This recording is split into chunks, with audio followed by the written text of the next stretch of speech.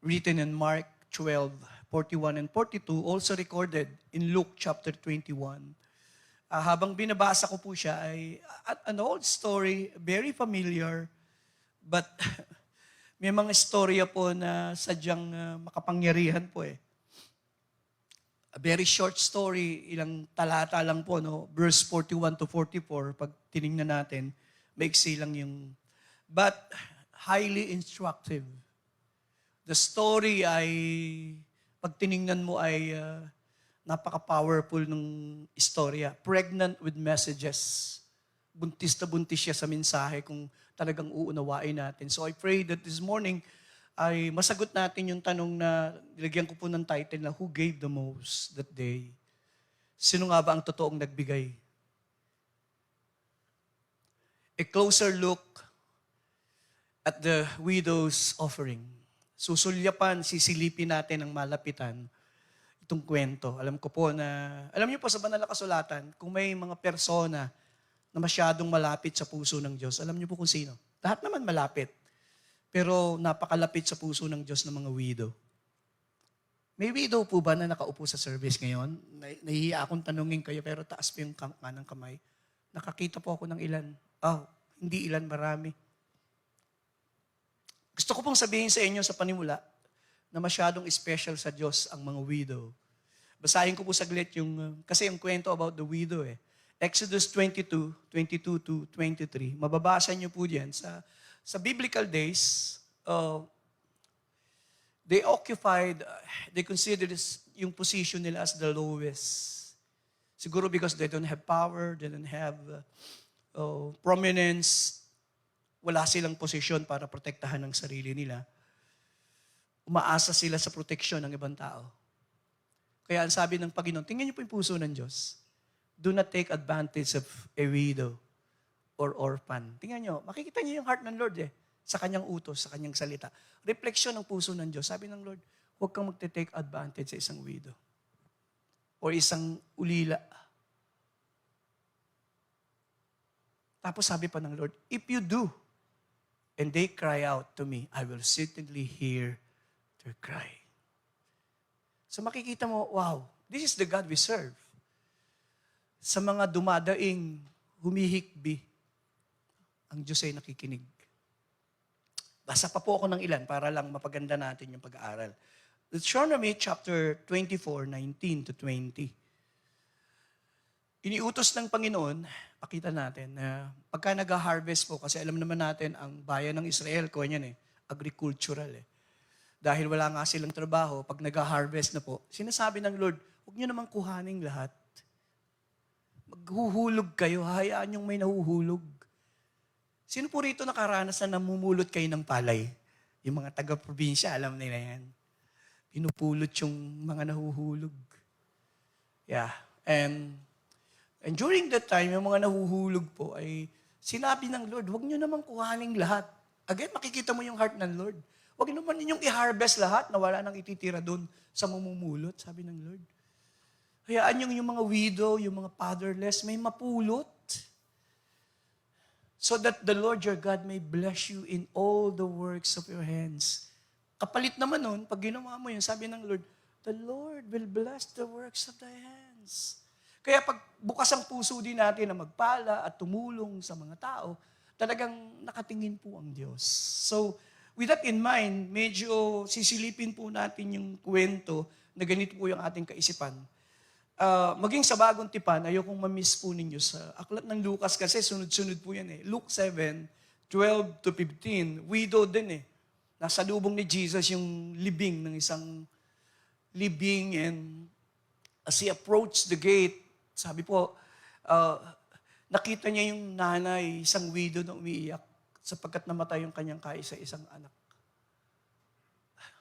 Isang widow na durog na burog ang puso sapagkat nawala ang kanyang mahal na anak. And a large crowd from the town was with her. Konteksto ng Pilipino, maraming nakikipaglibing. But sabi ng Bible, when the Lord saw her, his heart went out to her and said, don't cry. At ginawa ng Lord yung kamangha-mangha. Bawal pong hawakan yung patay. Hinawakan niya yung coffin. At sabi niya, young man, I say to you, get up. At alam na po natin yung kwento. So verse 15, tumindig yung patay. And as he began to talk, buti na lang wala po tayo, hindi tayo kasama sa libing na yun. Baka pinakamabilis kang tumakbo kung nandun ka. And she gave him back to his mother. Wow, ang ganda ng kwento. Pakipalapakan nga po natin ang Panginoon for that story. So, ang kwento ng mga widow, ginagamit ni Jesus madalas eh. Luke 18, binanggit ng Lord yung parable na ito at tinuturo niya yung value ng prayer. Luke 18 verse 1. Sabi po, and Jesus told his disciples a parable to show them that they should always pray and not give up. Ang ginamit niyang example ay isang widow na lumalapit sa isang masamang judge. As I have said, walang connection whatsoever. Tanging puhunan niya ay yung marubdob niyang passion na manalangin at ginamit ng Lord na halimbawa. Ngayon, pupunta na po tayo sa istorya. Again, in this story, the Lord used the story of the widow. And may mga mensaheng nakapaloob. Para gumanda po yung pag-aaral, naglagay po ako babasahin ko po sa NLT para mas ibang salya naman. Sabi po, Jesus sat down near the collection box in the temple and watched as the crowds drop in their money. Mayroon pong kung di ako nagkakamali, mga 13 boxes po yun na nakalagay po doon yun eh. So everybody can just give, depende kung anong ibibigay po nila. And many rich people put in large amounts. Then a widow came and dropped in small coins. Paborito ko po ito kasi alam niyo kung bakit. Tumingin po kayo kay pastor. Hindi po binanggit yung pangalan niya eh. Wala siyang sinabi. Walang wordless. And yet, yung kanyang act, very powerful. The Lord's attention was touched. Should I say, was captivated by the act of this woman. Iniisip ko na hindi napansin ng mga alagad kasi 13 yung boxes eh. Maraming nagbibigay. Nakalampas sa mata ng alagad ang tagpong ito. Ba't ko po sinasabi? Kasi hindi niya tatawagin yung atensyon ng mga alagad kung nakita ng mga alagad. Then a poor widow came and called his disciples to him. Tinawag niya yung mga alagad eh. At sabi niya, I tell you the truth, this widow has given more than all others who are giving contributions. For they gave a tiny of their surplus. But see, binanggit po, see, poor, mahirap, pulubi, as she is, has given everything she had to live on. Habang binubulay ko po yung talatang ito, hinahayaan kong mahipo ang aking puso. Alam kaya ng babae na nung araw na yun, ginamit siyang illustration ng Panginoon. Yung kanyang devotion. Mga tanong sa isip. Alam kaya niya nung araw na yun, hindi nakalampas sa mga mata ng Panginoon ang kanyang devotion. Ang kanyang pagmamahal sa Diyos. So with that in mind, hubugin ko po yung aking simpleng sermon sa ganitong kaisipan. Giving is an intimate activity between the giver and God. Pag pinag-usapan po yung pagbibigay, intimate po yan. Sabi nila, this is the touchiest. Ito yung pinaka-touching topic sa church. Ito daw po yung pinaka-most controversial sa marami. Sabi nila, this is the most sensitive topic. And I consider this topic, minsan sa Bible school, nagtanong yung isang professor. Sabi niya, ano sa palagay niyo? Anong topic Jesus talk the most in the Bible? Sabi nung isa, salvation. Sabi nung isa, hell. Sabi nung isa, heaven. Sabi nung isa, faith. Sabi nung professor, wrong. Pinakapaboritong topic ni Jesus is money, son. Money, stewardship. Ang tanong, why? Ayun. Kaya po karamihan ng teaching ni Jesus, he talks a lot about money. Siguro dahil alam ng Lord na napaka-importante sa atin ng pera. Pwede tayong maigapos ng pera. Love of money. Pwedeng gamitin ng pera sa mabuti. Pwede nating gamitin ng pera sa mabubuting bagay. Pero pwedeng maggamit sa mali. So, I love this story. It should be, the teaching of the Lord, it should be practiced, especially our giving with, we need to guard and carefully and watchfully yung ating pagbibigay ay magandang mabantayan natin. Actually, in Matthew 6 verse 1, baka po lang ma-miss ko yan bago tayo mag-expound. When we talk about giving, ang giving po, tatlo po yan. Ang tawag po dyan ay acts of righteousness. Pakisabi po, acts of righteousness. So, sa Matthew 6, binanggit niya yung giving, praying, and fasting. Yan po mga acts of righteousness. Sa konteksto ng Jewish. So, pag nagbibigay ka, it's act of righteousness. Pag nagpipray ka, it's act of righteousness. When you are in fasting. Kaya tinuturo ng Lord, sabi niya, be careful not to do your acts of righteousness. Pansinin po ninyo, ang Panginoon, makuha siya eh. Maingat niyang pinaalala. Sabi niya, huwag niyo itong gagawin. Maging maingat kayo. Pag ginawa niyo to, huwag niyong gawin ito to be seen by man. So when we talk about giving, when we talk about, principle po ito maski sa worship, applicable yan. Maski sa paglilingkod, applicable po yan. Ano mang gagawin natin, hindi natin gagawin to impress someone. Somebody say amen. We bear in mind that our audience, our number one audience in worship, in prayer, in everything, lahat na po. Ang audience mo, Panginoon. Siya ang unang audience mo na gusto mong malugod. So yan po yung pag-uusapan natin ngayong umaga. Magkaroon tayo ng initial observation. Last Sunday, I shared the life of David, his worshiping heart.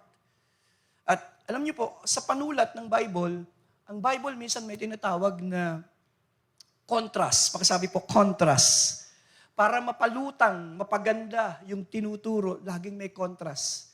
Sa Psalms, ang contrast, righteous, at saka yung ungodly. Sa Book of Proverbs, madalas ang contrast, holy and lalaking may wisdom.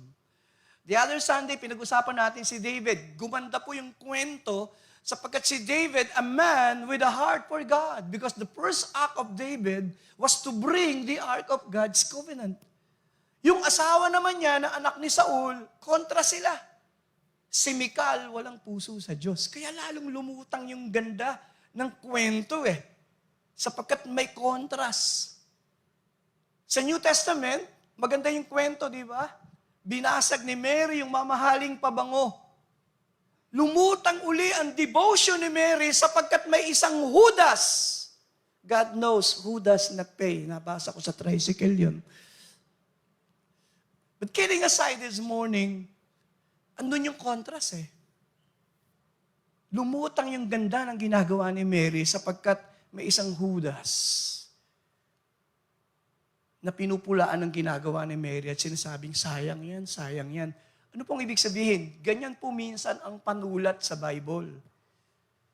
Para lalong gumanda. At ngayon, makikita natin yung ganda ng panulat. Tingnan natin, simulan natin sa verse 40. Lumutang ang ganda ng kwento sapagkat suminay sa kadiliman, kapangitan ng nangyayari sa temple. Napakapangit na nangyayari sa temple during the time. Nagsasamantala sila. At hindi lihim yun sa Panginoon. Sabi ng Lord, they devour widows' houses. They show lengthy prayers. Doon sa kanilang espiritualidad, doon nila na itatago yung kanilang greedy heart. And then, here comes the story. At naupo ang Panginoon sa verse 41 at pinagmasdan ang mga nagbibigay. May kausap po ba ako ngayong umaga? Ganon yung ganda ng kwento. Kaya pag nagbabasa, ganon mo ma-appreciate ang ganda. And Jesus sat down at the place where the offerings were put. Talagang sinadya niyang maupo doon kung saan ibinibigay yung offering Tinitingnan niya ng mainam ang mga nagbibigay. So yun po yung kwento. Next slide po tayo. Additional thoughts na lang bago tayo magkaroon ng interpretation. Kasi mas magandang nag-i-interpret na-appreciate natin yung kwento para swak na swak mamaya sa application. Nagkaroon ka ng short exegesis na tinatawag. May iksing pag-aaral patungkol sa kwento. Pwede naman nung dire-diretso kung sagutin yung who gave the most. I can easily answer that. Pero na-miss mo yung ganda ng kwento.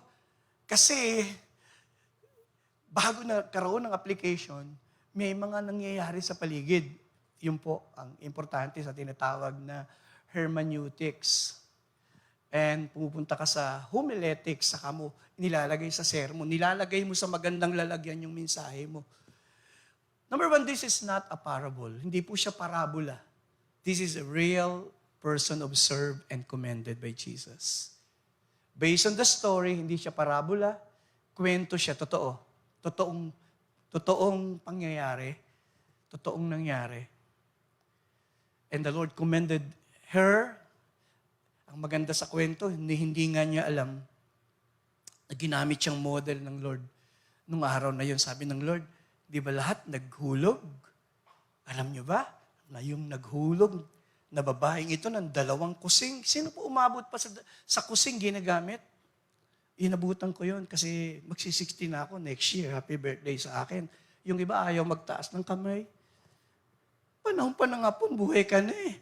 Sorry for that. But the point is, alam mo yung sangkusing, alam mo lahat eh. 5, J's, yung maliliit eh. Ganun po yung value ng 2 kusing na inihulog. Maliit yung value. Pero sabi ng Lord, wow, that day, the Lord said, lahat sila nagbigay. Pero ang pinaka-outstanding na pagbibigay ay yung pagbibigay nitong babaeng balong ito. Lumutang po yung ganda.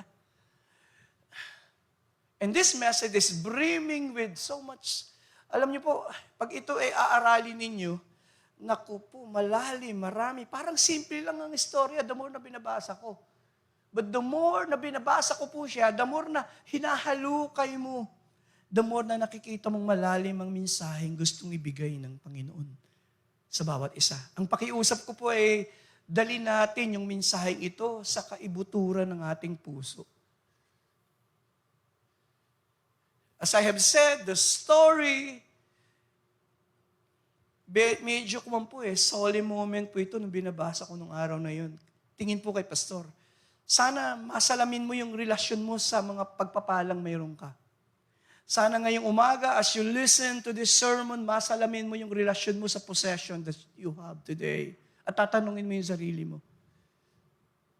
Pagkatapos magturo ng isang pastor about this topic, nagulo siya kasi sabi ni Pastor, ang Diyos ang totoong may-ari ng lahat. Mayaman na mayaman siya. So, after the preaching, he invited the pastor sa kanyang bahay. So, pinakita niya lahat ng mga ari-arian niya. Yon, bakahan na yon, akin yun, Pastor. Yung bukirin, sa akin din po yun. Yang nasa likod na malaking palayan, akin din po yun. Habang kumakain, Pastor, huwag kayong magagalit. Nalilito ako nung sabihin yung wala akong pag-aari, ang Diyos ang totoong may-ari.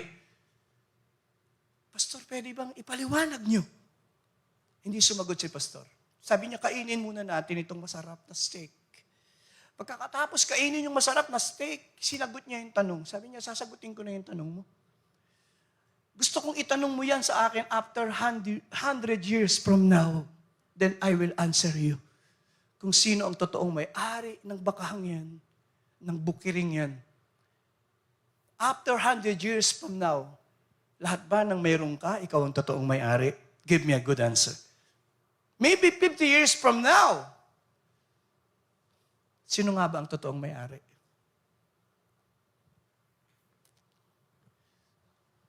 Pinahiram lang sa atin ang panandalian ng lahat ng ito. Ang ganda ng kwento po, ano?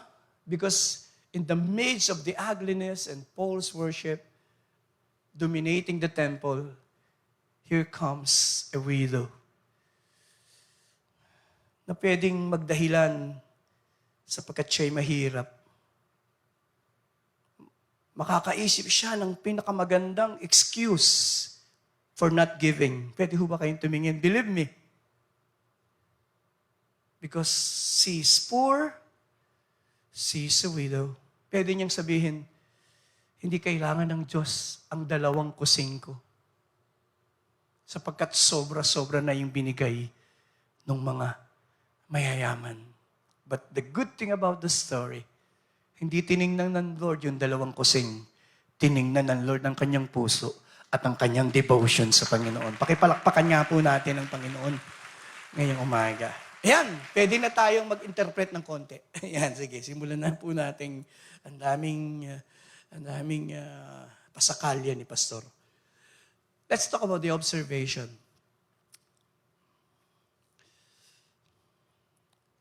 He sat down over against the treasury and beheld. The word is beheld.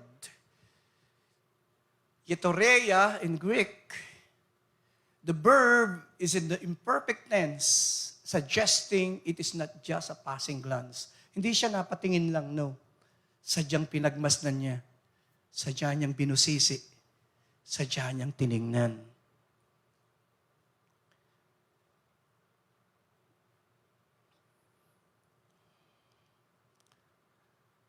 Sa palagay niyo po, kaninang sumasamba tayo, hindi tinitingnan ng Diyos ang ating puso habang umaawi tayo. What do you think?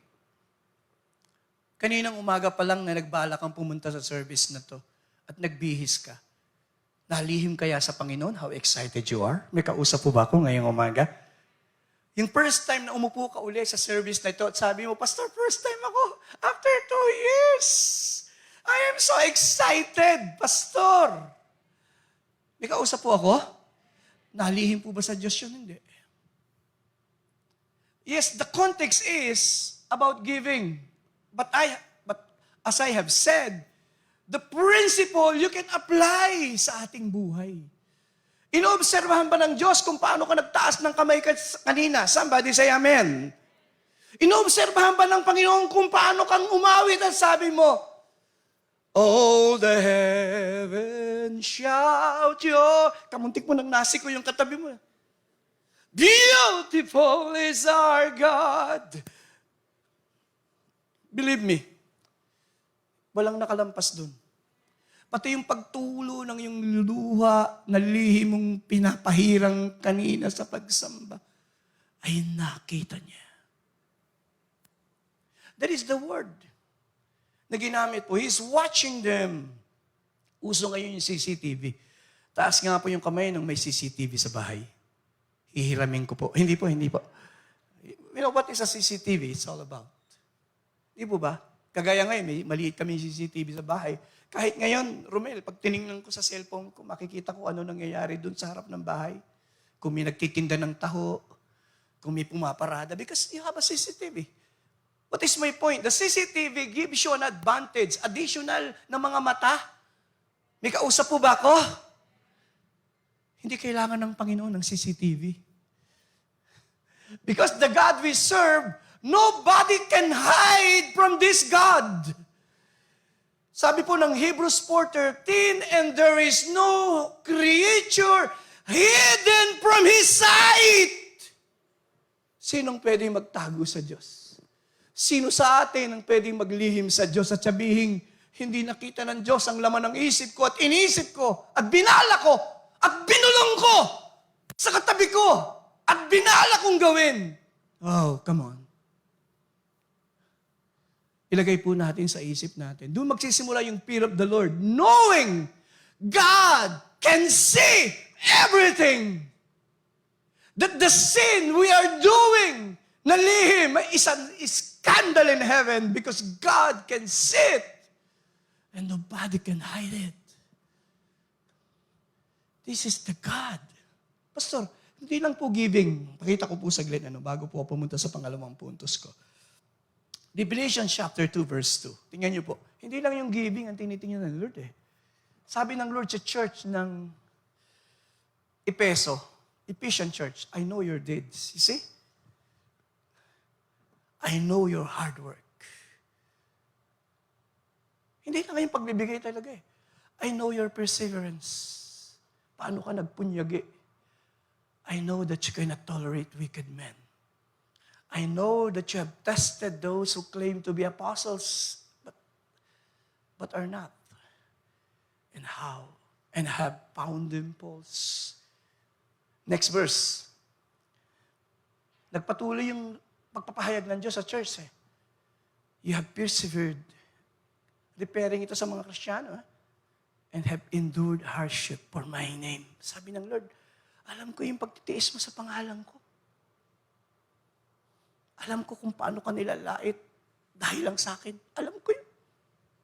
Alam ko kung paano kang pinararatangan ng mga tao. Alam ko yun. Hindi ka napagod. Hindi ka napagal. Pagdating sa verse 4, mas matindi. Ang ganda ng mga sinabi ng Lord. Pero sabi, ito hindi pa rin naitago eh. But I hold this against you. You have forsaken your first love. Even yung laman ng iyong puso, even the love that you have for God, alam niya. Sabi ng Lord, hindi mo na ako mahal ng dati. Yun ang salin sa Tagalog eh. What is my point? Bago po ako mag-move on, talagang pwede nating dayain ang lahat, ano? Hindi ang Diyos. Mag-ingat po tayo. Assuming na natakasan ko lahat. No, believe me. Hindi ako pwedeng umarte na dito na parang spiritual ako when I'm not.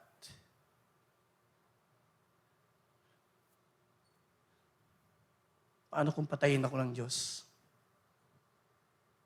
You cannot act like you're spiritual and righteous when you're not. Believe me, hindi mo pwedeng dayain ng Diyos. Ikintal sa puso at isip para hindi tayo matutokso. May kausap po ba ako ngayong umaga? Somebody say amen. Hindi ka, pwede mong takasan ng misis mo, pwede mong dayain yung boss mo, but not God. Walang nakalalampas sa mga mapanuring mata ng Diyos. Be reminded of that. Punta tayo sa pangalawa. Pinansin ng Lord, napunan niya, many rich people put in large amounts. Nakita ng Lord yung malalaking ibinigay. Kinondem ba ng Lord yung malalaki? Hindi. Hindi galit ang Diyos sa mayayaman. Taas nga po yung kamay ng mayayaman na kagaya ko. Huwag na, ibaba nyo na, malalaman pa kayong mayaman. Utangan kayo mamaya nung katabi nyo. Kidding aside, para lang seryoso yung topic eh. Kinondem ba ng Lord yung pagbibigay ng malaki? Hindi po. Salamat sa mga kapatid natin. Naalala ko po yung isang lalaki dito, kung natatandaan niyo yung kwento, na pinalo yung mata, yung ulo, nabulag yung anak, at ipag-pray, nakakita. Tapos nabalitaan ng isang kapatid na binenta yung kalabaw at saka yung bangka. Sabi niya, pas, kung magkano yung pinagbentahan ng kalabaw at saka bangka, ibabalik ko. Gusto kong uuwi sila sa Mindoro. Hindi nabawasan yung pera. Alam niyo po, I was crying. Sabi ko, Lord, salamat. The people in this church, they are generous.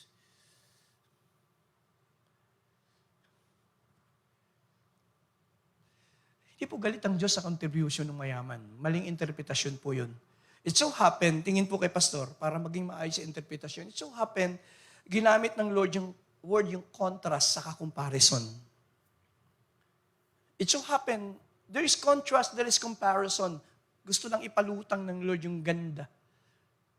Marami na po akong narinig na interpretasyon ng iba't ibang preacher dito. But let me stay with the simple interpretation, classical and very traditional interpretation po yung binabanggit ko. Marami pong interpretasyon kayong maririnig.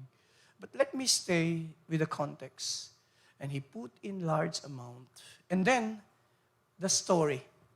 Then the poor widow came. Sabi ko nga, iniisip ko na, ginawa niya buta ng palihim. Mas malaki ang chance sa palihim niyang ginawa. Bakit? Maliit lang yung ihuhulog niya eh. And he was poor. She was poor. I don't know how she approached that box. At she sneak in and dahan-dahan niyang inihulog yung dalawang kusing niya. Wow, I love that. Again, sabi ko kanina, pwede siyang magdahilan. At sabihin niya, siguro naman, maintindihan ng Lord, ako'y pulubi. May kausap po ba ako? Siguro naman, maintindihan ng Diyos na ako'y mahirap pa sa daga, salitang Pinoy. Siguro naman, maintindihan ng Panginoon na ito na yung huli. At alam niyang sa Kanya lang ako umaasa. But, I love the devotion. That's the beauty of the story. It's not the amount. It's the love. It's the sacrifice. Somebody say amen. The devotion. Natutuwa ang Diyos na kahit sa kakaunti, sa kakarampot na meron ka, ay napatunayan mo sa Panginoon na mahal mo siya. And I love that story. Balikan niyo po sa bahay niyo, basahin niyo pagdating mamaya. Bulay-bulayin niyo uli. And I ask myself, bakit kaya na-touch ang puso ng Lord? Wala po akong gaanong sagot.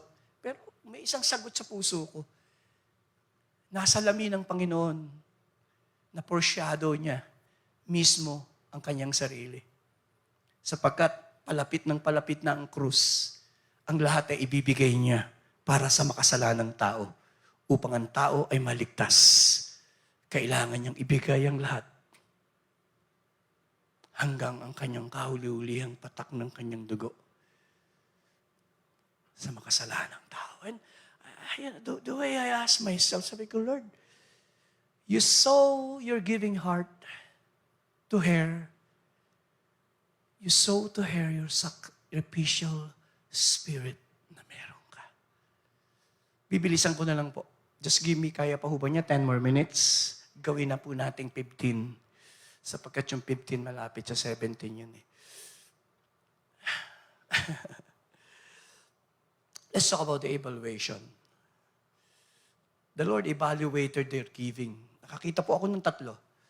I tell you the truth, this poor widow is given more than all the others who are making contributions.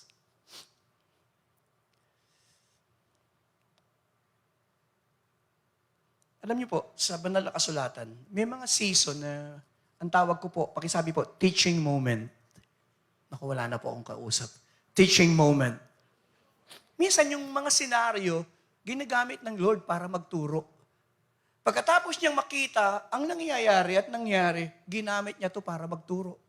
Tinawag niya ang kanyang mga alagad. Pwede ho ba kayong tumingin? So the teaching is not just ordinary teaching. He called His disciples. This teaching is for disciples. This is discipleship time. Kaya mataas yung meaning ng mensahe. As I have said, maaaring lumampas sa mata ng mga alagad, pero hindi sa mata ng Panginoon. Christ took what He saw and taught this to His disciples. Sabi ng Lord, nakita niyo ba lahat ng nagbigay? Truly I say to you, yun ho magpagandang salita. Tunay na sinasabi ko sa inyo. Teaching moment. Matthew chapter 8. Teaching moment po yun, 10 to 12. Nung sinabi nung centurion, sabi niya, hindi mo kailangan pumunta sa aking tahanan. Sabihin mo na lang ang salita, gagaling ng aking kalipin. Can we show that? And then, Jesus faced the people. Sabi niya, hindi ko pa nakita. Hindi pa ako nakakita ng ganitong kalaking pananampalataya. Pakita natin sandali yung Matthew 8, 10 to 12. 10 to 12, please. When he heard this, tingnan natin yung verse 9 para makuha natin. For I myself a man under authority, which soldiers under me, I tell this one, go, and he goes, and that one come, and he comes, and I say to my servant, do this, and he does it. Verse 10, when he heard this, kasi sabi niya, just say the word, Lord. Nagulat ang Panginoon. He was astonished at sinabi niya doon sa mga nagtuturo. Sumusunod sa kanya. This is teaching moment. Sabi ng Lord, I tell you the truth. Again, napansin niyo yung word, I tell you the truth. Ayun. I have not found anyone in Israel with such great faith. Ginamit niyang example ang tagpong ito. John 13, hinugasan ni Jesus ang paa ng mga alagad. Nagulat sila lahat. Pagkatapos hugasan ni Jesus ang mga paa ng mga alagad, John 13, verse 12. Pakita natin yun. Ang ganda po eh. When he had finished washing their feet, he put on his clothes and returned to his place. At sabi niya, do you understand what I have done for you? He asked them. And the Lord told them, verse 13, alam na po natin, you call me teacher and Lord, and rightly so, for that is what I am. Verse 14, pasensyahan nyo na po ako, babasahin ko para eksakto yung salita ng Lord. Now that I, your Lord and teacher, have washed your feet, you also should wash one another's feet. Yung pala ang gusto ng Lord ituro. And verse 15, ang sabi pa niya, I set you an example. Pagkasabi ko, example, that you should do as I have done for you. Verse 16, I tell you the truth. Ayun na naman. May kausap po ba si Pastor Joey? Guguhitan niyo po yun. Teaching moment. I tell you the truth. No servant is greater than his master, nor is a messenger greater than the one who sent him. Verse 17. Now that you know these things, you will be blessed. Hindi po sinabi, you will be blessed if you hear them. No. You will be blessed when you understand them. No! Jesus said, you will be blessed if you do them. Kailan tayo blessed? When we listen? When we obey. Today, you're listening to the Word of God. Listening is good. But believe me, but when we apply, hindi ka na blessed dahil na-challenge ka sa pagbibigay eh. Kailan ka mabibless? Pag nagsimula kang dumukot at magbigay. That's the only time. Punta po tayo sa pangalawa. Sige po, tatapusin ko na. May kasabihan po na kapag maiksi, ay hindi mahaba ang pagtuturo. Si pastor naman.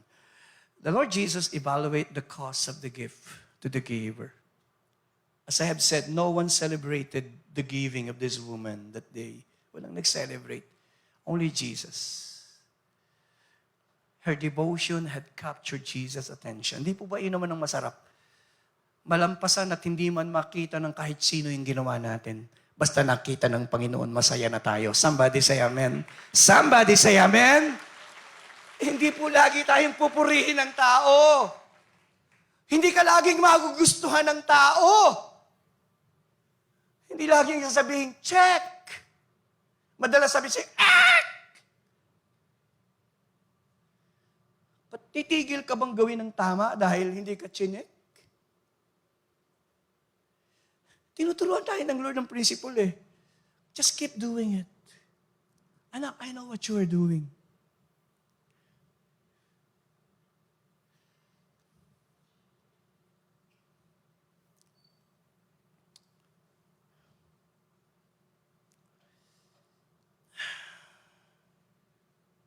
The Lord used this as an illustration po, no? Isa sa pinakamagandang illustration ng pagbibigay yung kwento niya na binanggit ng Lord. Why? Ang tiningnan ng Diyos, hindi yung the gift, the cost of the gift to the giver.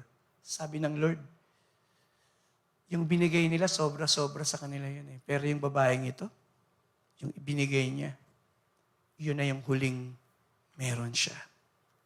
Sa salitang palasak, yun na ang kanyang yaman na meron siya. Iba po yung interpretasyon ng iba. But I know that. But nonetheless, let me stay na itong sinasabi ng Lord. Punta po tayo sa ikatlo. The Lord saw the spirit behind the giving. Pagkasabi po, the spirit behind. Di po ba? The spirit behind the giving. Importante ba sa Lord yun, Pastor? Yeah. There is sacrificial spirit of giving. There is so much devotion behind the gift. Sa bawat regalo, there is a spirit behind. Paano nila ibinigay? Sa likod ng pagsamba, there is a spirit behind. Ginawa ko ba yun ng matapat? With sincerity? With humility? Sa likod ng bawat tikada ng instrumento, there is a spirit behind. Ginawa ko ba to impress people? May kausap pa po si Pastor Joey. We check our spirit and ask ourselves. Pinuna mo yung iba, what is the spirit behind sa pagpuna mo? Because you love, you want to correct, or you just want to criticize? Bawat isa po may spirit behind. Sabi ng Lord, Panginoon, hindi natin kasama ang lalaking ito. Pipigilin ko bang mangaral? Sabi nung, hindi. Sabi niya, Lord, gusto niyo bang magpababa ako ng apoy at tupukin sila? Sabi ng Lord, maling-mali yung espiritu mo. Aminin po natin minsan kahit Kristiyano, iba espiritu natin. May kausap po ba ako? We need to check our spirit once in a while. Minsan yung spirit natin, proudful spirit, arrogant spirit, murmuring spirit behind. We always murmur. The Lord saw the spirit behind. What spirit, Pastor? It was sacrificial giving. As I have said, the devotion of this woman, kitang-kita ng Lord. Sabi ko nga, pwedeng-pwede siyang magdahilan.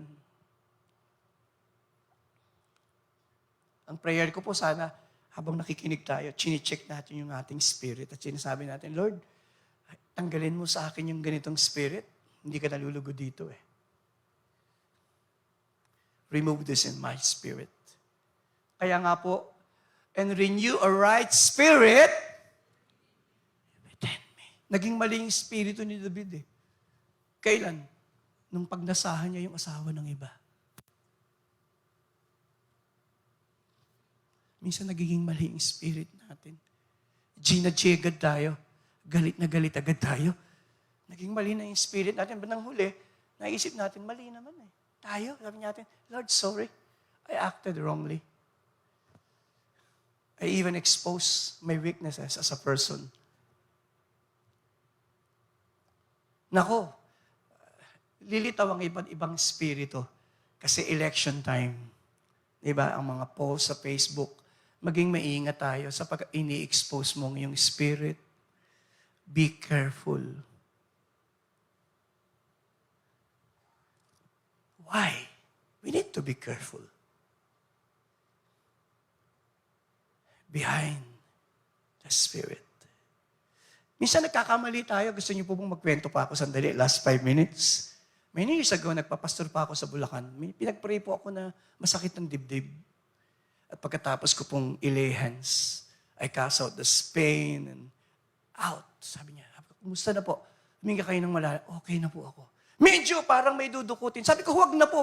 Hindi po itong tagiliran ko. Magandang ipag-pray nyo din. Moral lesson. Huwag kang asta-asta agad yan. Kung ano-anong iniisip mo, papipray lang yung tagiliran. Malay mo, suklay yung dudukutin. But kidding aside, lahat tayo once in a while, nagkakamali tayo ng ating pagbasa ng sitwasyon. Tama po ba ako? Somebody say amen? Galit na galit ka doon sa sakyan. Akala mong bagal. Meron palang tricycle na mas mabagal sa unahan. May kausap po ba ako? Sabi mo, Pastor, eksakto. Kaya kami nagkakagalit na mag-asawa. Minsan inis na inis ka, ginadya ka ang bagal. Akala mo yung kotse. Yung pala, may tricycle sa harapan. Simpleng aplikasyon ng buhay. May we check our spirit today? Okay lang po bang mag-pray si Pastor Joey? Saglit, taas natin yung ating kamay. Lord, today, we renounce any spirit, Lord, that is not of God. In our hearts, in our minds, in our thoughts this morning, binubunot namin, ina-uproot namin sa aming mga kaisipan. Panginoon, like David, create in us a clean heart and renew a right spirit within me. And everyone will say and agree, Amen. Pakipalakpakan ng Panginoon. I'm almost done. Encouragement po dyan, maging generous tayo. Gaano nga ba ako ka-generous? Am I a generous person? Kayo lang po makakasagot niyan. Ang sabi ng 2 Corinthians 8, chapter 8, 7 to 8, ang ganda nung sinasabi ni Pablo. sabi po ni Pablo, but as you excel in everything, wow. Tingin po kay Pastor, excel. Ano po ang Tagalog sa excel? Yun nga po yun. You excel. Humusay ka sa lahat. In faith, you excel. In speech, in knowledge, and in your love. Pero dito, ang salit, ang hamon niya, see that you also excel in giving. Pagkasabi po sa katabi mo, excel in giving. At sabihin mo sa kanya, i-blow out mo ako mamaya. But kidding aside, minsan gusto natin mag-excel sa musika, sa awit. But when I read this, oh Lord, help me to excel in giving. Matagal na rin akong Kristiyano. 40 years na akong pastor next year. Tanong, nag-i-excel ba ako sa pagbibigay? You plan to excel in your sermon. You use good illustration. You use Greek and Hebrew. You excel in your PowerPoint. But how about, do you excel in giving? And I bow my head in prayer, Weng, at sabi ko, Lord, thank you. Help me to excel in giving. Pwede po ba akong mag-pray? Pakitaas po ang kamay. Lord, help us all to excel in giving. Somebody say amen. Pakipalapakan po natin ang Panginoon for that. Oh, I'm almost done. Doon sa chapter 9, verse 10 ng Corinthians, ang ganda po eh. The Lord wants us to give generously. Gusto ng Lord na magbigay tayo with a generous heart. Ang dami ko pong pwedeng sabihin about giving. Tinitingnan ng Diyos ang ating, hindi lang ang spirit, kundi ang ating puso. Are you giving God generously? Are you giving with a cheerful heart? Nagbigay ba tayo na nakangiti? Mali. Dapat ang salita ay, nagbigay ka ba ng masaya? Because it's the Spirit. Tapusin na po natin kasi dapat nang matapos. May kasabihan kasing ang iksing magturo ay hindi mahabang magturo. We can give sacrificially as generously in other ways. We're talking about generosity. But believe me, as I have said, the principle is that's hindi lang giving. Di po ba si Abraham, napaka-generous niya, handa niyang ibigay ang kanyang kay sa isang anak? Somebody say amen. Is God generous? For God so loved the world that He gave His only. You see, kaya it's reflection ng Diyos yung generosity eh. I have seen so many people in this church. Ako lang po ang full-time dito, Pastor Presi. Yan, sila Marlon sa Best Me. Mga full-time yan sa Bible School natin eh. But halos lahat po ng dito, generous ibinibigay nila ang kanilang oras. Yung mga yan, bago pa tayo dumating, maaga pa, umakyat na sila, kinabit nila lahat yan. Mamaya, tapos na ang service, alas 4, alas 5, aakyat sila, tatanggalin nila. Sila ang pinakamaagang dumating. Sila ang pinakahuling uuwi. So when we talk about generosity, hindi lang it's money. They're generous, giving their time, their effort, their talent. Marami pong usapin ng generosity. Sana po we are in the same page. Gising pa po tayo? Di po ba? Yung iba, ang generosity, ang mga alagad, buhay na nga ang ibinigay eh. Mark chapter 1, bigla lang nilalagay ng Lord to. Nung tinawag ng Lord ng mga alagad, Mark chapter 1 verse 18, tinawag sila ni Jesus eh. Ang iniwan nila, they left their nets and followed Jesus. Pagdating sa verse 20, anong sabi ng talata?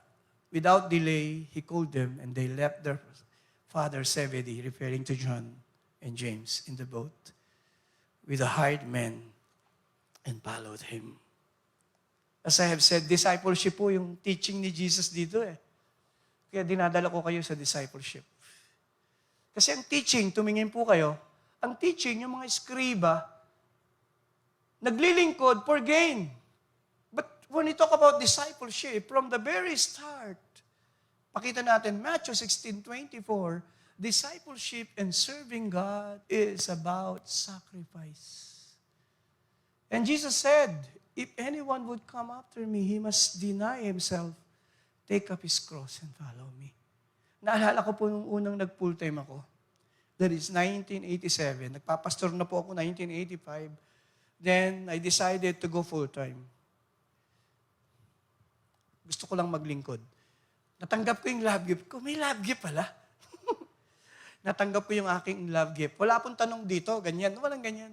You just serve the Lord. I received my 300 love gift.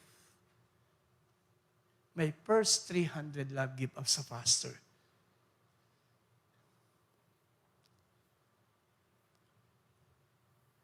So, yung aming panahon, alam namin yung panahon na paano ko mabuhay kung ano lang ang provide. Kaya po, everything na dinadamit, pinag-aral ang mga anak ko, nanggaling po sa Panginoon through this ministry.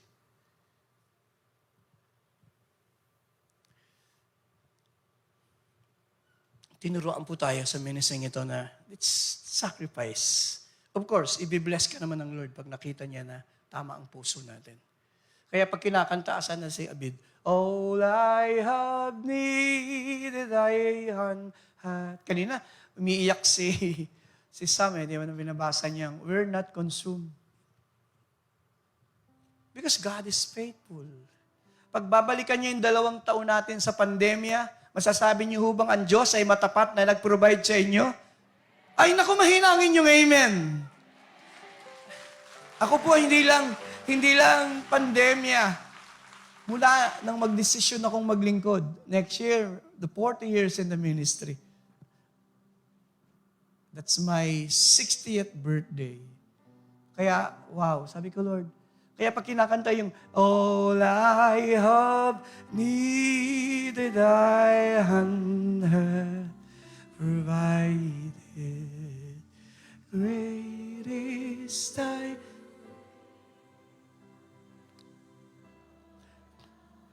Pwede ko bang anyayahan ng mga tatay na awitin yung kamay na ito? Matapat po bang nag-provide ang Diyos sa mga anak nyo at pamilya nyo? I wanna see those hands. Sing along.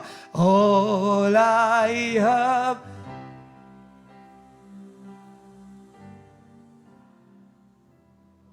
Pag tinitingnan mo yung mga anak mo ngayon, mga nakapagtapos na. Ang tagal mo nagtiis as a seaman. Ang tagal mo nagtiis na nandoon sa abroad just to provide the best for your children. Pag tinitingnan mo sila ngayon, kaya mong sabihin, all I have, ang mga ama, thy hand hath provided.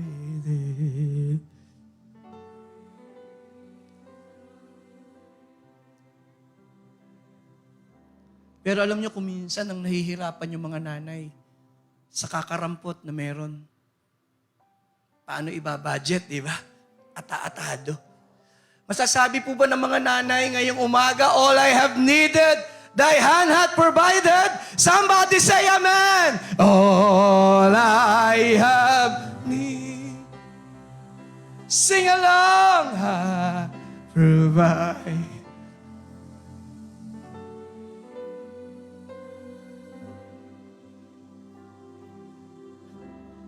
Pag nagkikwentuhan kami ni Pastora Ellen, baba niya, sabi ko sa kanya, natatandaan mo ba, pag dala-dala natin yung mga anak natin, nagpupunta kami ng SM, isa-isa niyang le-lecturean. Kakain lang tayo sa SM. Walang magpapabili, wala tayong budget.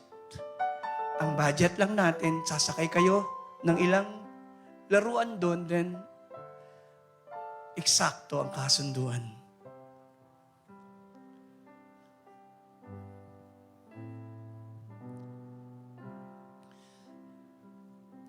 Ilang ina at ama ang nakaupo at sabi mo, Pastor, we are in the same faiths.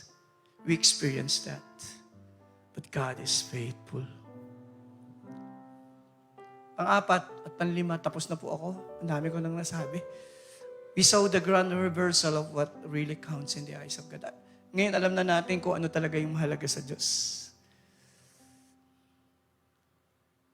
Lahat ay nagkamali. Who gave the most? Ang Diyos lang talaga ang nakakaalam. Siya lang ang nakakaalam. ng ating pagmamahal, ng ating mga sakripisyo. In heaven, sabi ni Brother Eddie sa amin dati, in heaven, in judgment seat of Christ, maraming sikat, hindi sikat dun sa langit. Because many unknown people, marireveal ang kanilang paglilingkod. There is a great reversal in heaven. Kaya ngayon pa lang pag-isipan na natin, Lord, hayaan mong ituong ko yung sarili ko sa talagang pinakamahalaga. Last, and I close. God values our offerings and sacrifices. When we offer it to Him, no matter how little it may seem. Liit-liit lang ng kanyang dalawang kusing. But that night, yun yung pinaka nagpasaya sa puso ng Diyos. Somebody say amen. Naku, magandang palakpakan natin. But that day, that captured the very heart of the Lord. Minsan yung maliliit, di po ba, walang makain. Sabi ng Lord, ano meron kayo? Sabi ng Lord, Lord, meron dito 2 isda at 5 tinapay. At kinuha ng Lord. And He multiplied the fish and the bread. Nakakain po yung 10,000 tao. Mahirap ipaliwanag. Minsan yung kukunti na mayroon tayo, pwedeng gamitin ng Diyos to bless others.